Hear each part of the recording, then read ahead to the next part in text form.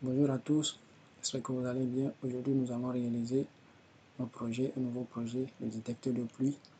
Vous savez que nous avions besoin de la protection autant que nous sommes. Protéger certains éléments, certaines choses, certains appareils ou autres selon le besoin. Alors, il va falloir créer un système pour qu'en cas d'absence,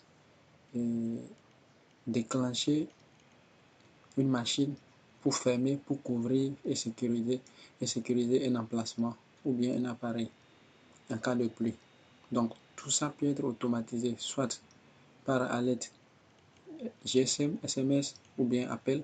Vous allez activer via votre téléphone à distance ou bien vous automatisez tout sur place et vous actionnez comme cela se doit. Alors, aujourd'hui, nous allons utiliser le capteur que voici, Rain Sensor, le capteur de pluie. Pour le branchement, vous allez utiliser VCC pour la borne positive, c'est-à-dire 5 volts, le ground pour la borne négative et la sortie qui est DO. Le AO s'utilise pour d'autres besoins.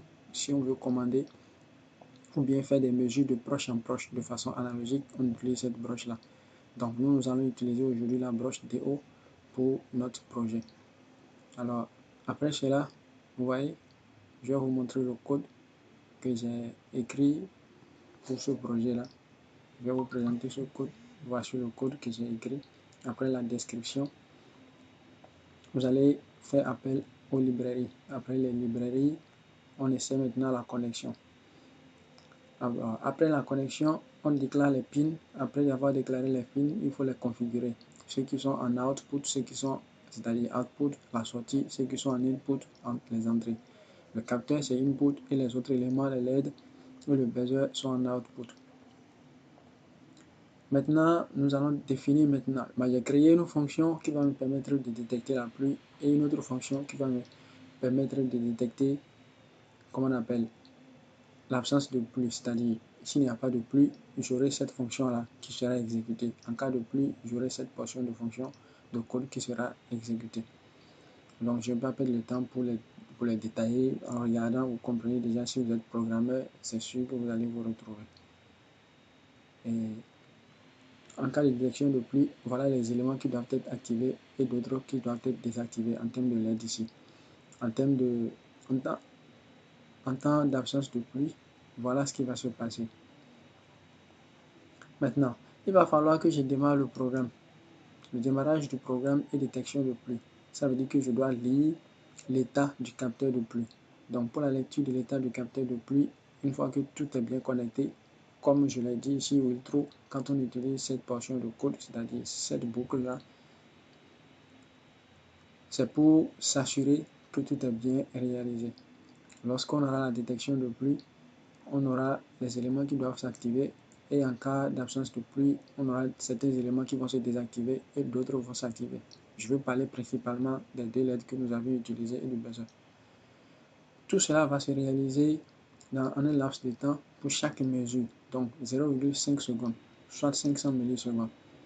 Et lorsqu'on utilise la fonction try, on clôture toujours avec des exceptions et voilà les exceptions.